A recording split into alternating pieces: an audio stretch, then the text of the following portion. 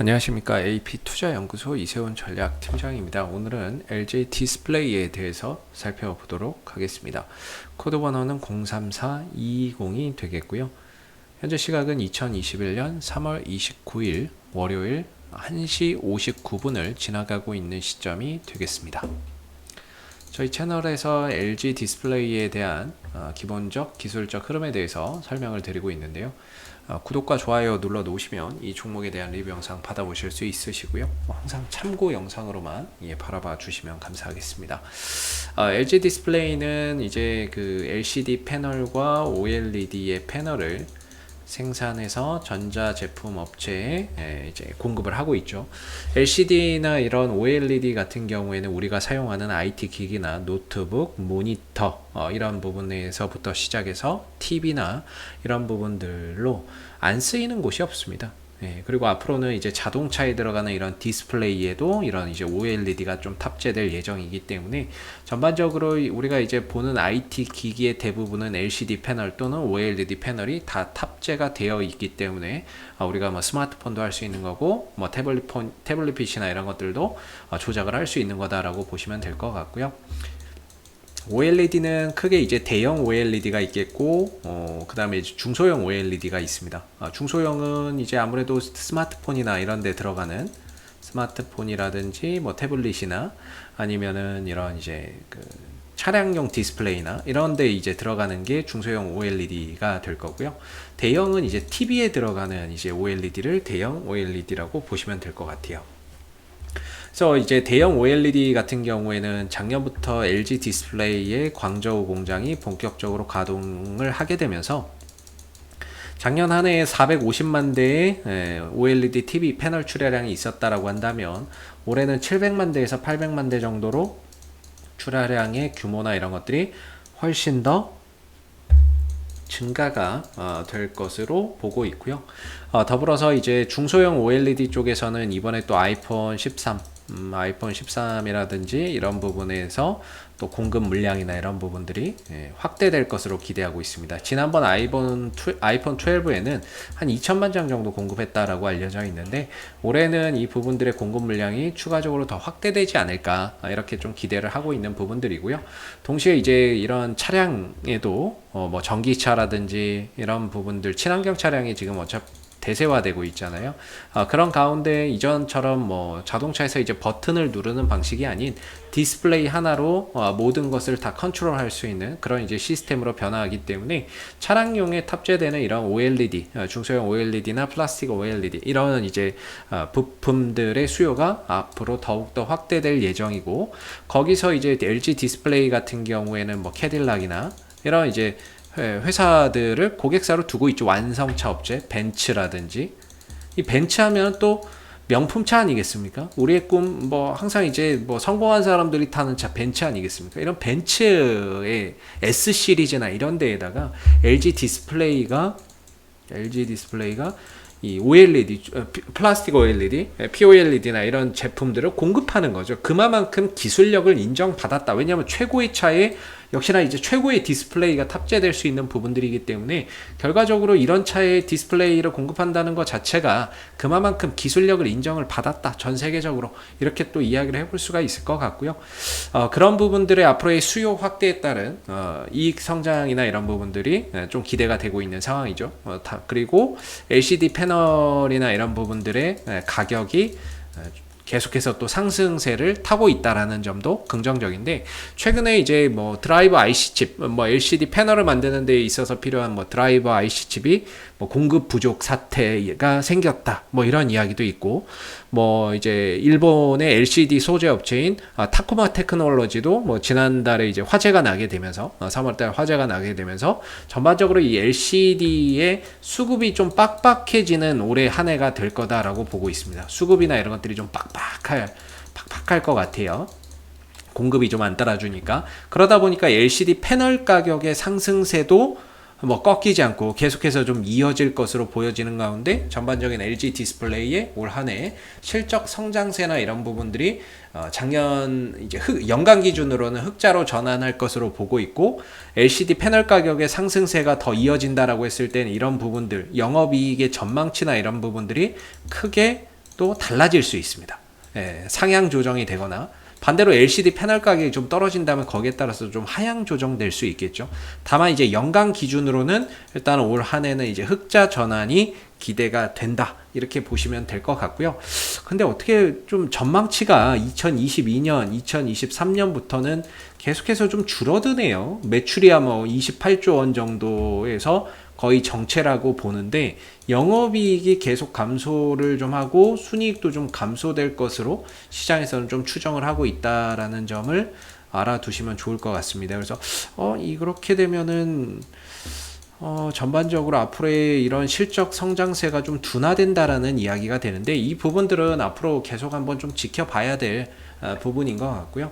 기술적인 흐름에서 보면은 지난해 3분기에 호실적을 기록을 했고 계속해서 2분기까지 적자를 기록했었거든요. 영업이익, 순이익 다 적자를 기록하다가 지난해 3분기 흑자로 돌아섰고 지난해 4분기에도 시장 예상치를 뛰어넘는 흑자 흐름들을 기록을 하면서 주가는 그런 이제 실적 회복에 대한 기대감 속에 선반영이 되면서 올라왔었죠. 그리고 나서는 이제 2월 달부터 주가나 이런 부분들이 가격 조정과 기간 조정 흐름 속에서 다소 주가의 탄력이 좀 떨어지면서 쉬어가고 있는 모습들인데요.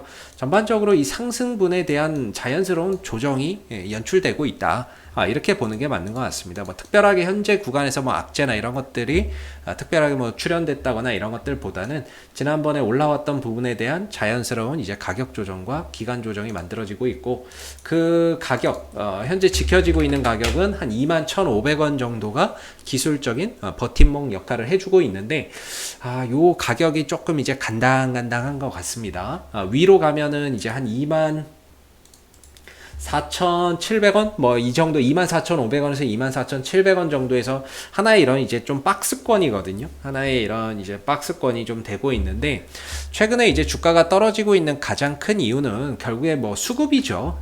아무리 회사가 좋아도, 앞으로의 성장성이나 전망이 좋아도 사주는 사람이 없으면은 주가는 이제 올라가기 힘든 경우가 많죠. 최근 이 종목의 상승을 이끌었던 주체가 바로 누구냐면요, 이 상승을 이끌었던 주체는 이제 외국인이라고 보시면 됩니다. 외국인이 지난해 9월 달부터 이 바닥에서 엄청나게 매집을 했습니다. 한번 이제 돌아서 가 보시면 매집을 정말 많이 했거든요.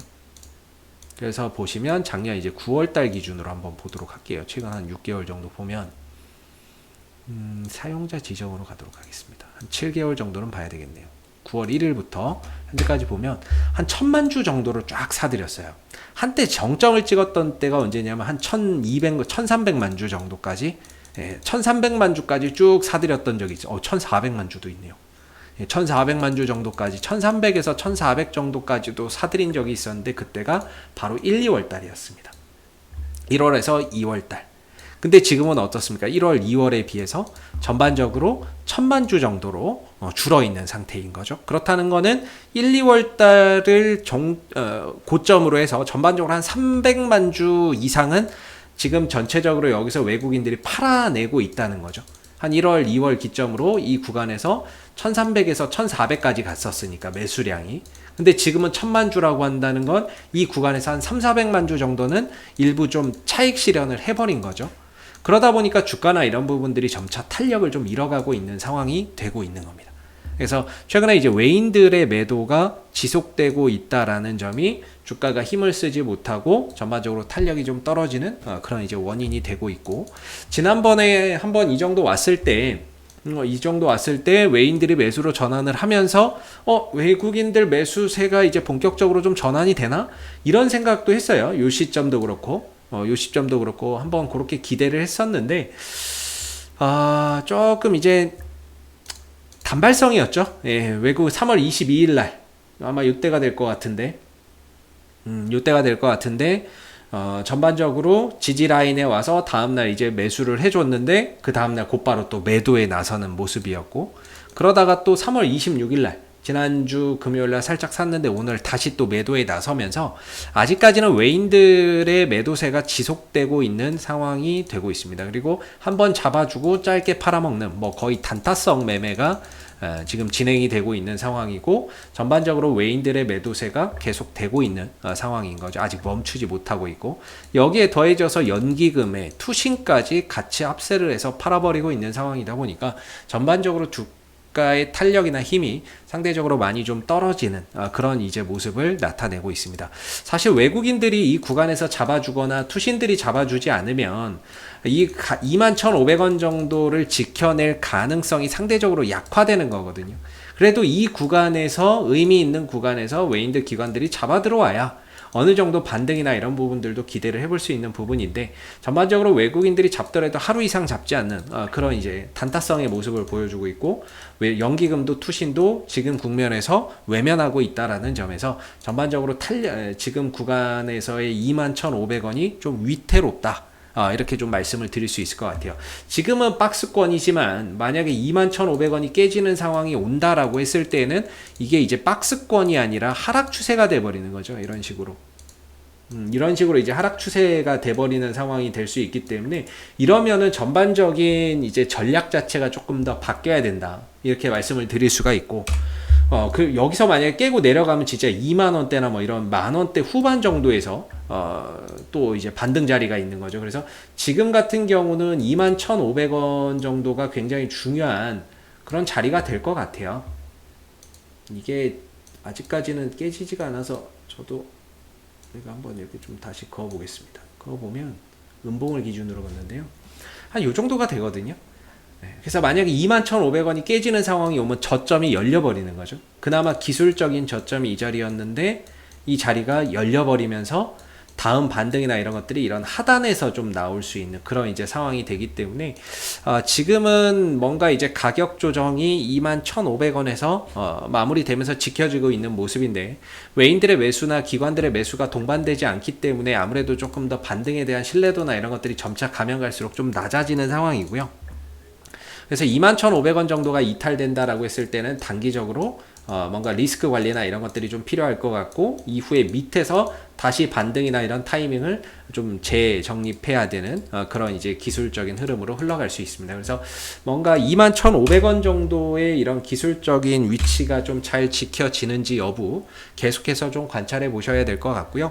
여기에 대한 신뢰도가 좀 더 두터워지기 위해서는 역시나 외인들 수급과 기관들의 수급들이 매수로 돌아서야 되는데, 오늘도 일단은 매도를 해주고 있는 상황이기 때문에 21,500원을 지키긴 지켰지만 상대적으로 신뢰도가 좀 낮다, 이렇게 좀 볼 수 있을 것 같습니다. 상대적으로 지켜내긴 지켜내는데 이것도 음봉이고 얘네들도 매도를 치고 있는 상황이다 보니까 상대적으로 좀 신뢰도나 이런 지지라인의 신뢰도가 점차 좀 낮아지고 있다라는 게 좀 아쉬운 부분인 것 같습니다. 그래서 앞으로 21,500원을 좀 계속해서 좀 지켜나가야 되고, 그러면서 외인들과 기관들이 매수세로 좀 돌아서는 그런 이제 모습들이 나왔을 때 자연스럽게 또 주가나 이런 부분들이 반등 탄력을 좀 가져갈 수 있을 것 같고요. 그랬을 때는 뭐 최대 24,000원대 중반, 24,500원 뭐 이런 자리까지도 또 되돌아 나갈 수 있는 그런 이제 한번 또 반등의 기회가 또 찾아올 수 있죠. 반대로 이걸 깨고 내려가면은 이제 한 2만원대나 만원대 후반대에서 이제 반등을 기대해 봐야 되는 그런 상황이기 때문에, 지금은 뭔가 이 LG 디스플레이를 장기적으로 좋게 보시는 분들도 계시겠지만, 단기적으로 보시는 분들은 한 21,500원 정도의 하나의 기준 가격을 두고 매매 전략을 좀 수립하시는 게 어떨까, 이런 생각이 좀 드는 부분이고요. 앞으로도 LG 디스플레이는 이슈가 생길 때마다 계속해서 리뷰 영상 남겨드리고 있으니까요, 구독과 좋아요 한번 눌러주시고 오늘 영상은 여기서 마무리하도록 하겠습니다. 감사합니다. 그리고 무료 추천 종목을 매일매일 드리고 있습니다. 네이버에서 AP투자연구소를 검색하시게 되면 웹사이트 상단에 AP투자연구소 홈페이지 링크가 나옵니다. 클릭하시게 되면 AP투자연구소 홈페이지로 접속하실 수가 있는데요. 좌측 하단에 2021년 무료 추천 종목을 클릭하시게 되면 소장님께서 매일매일 국내외 시황에 대한 실시간 브리핑과 함께 댓글로서 무료 추천 종목을 제공해 드리고 있습니다. 하나 눌러서 들어가 보면 댓글 리딩은 아침 7시 41분부터 진행이 됐고요.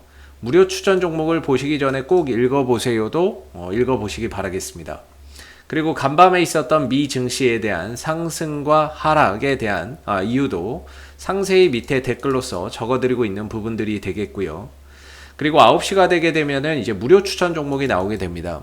무료 추천 종목의 종목명, 매수가, 1차 목표가, 손절가가 함께 제시가 되고요. 보통 2종목에서 3종목 정도가 매일매일 무료로 추천이 나가게 됩니다.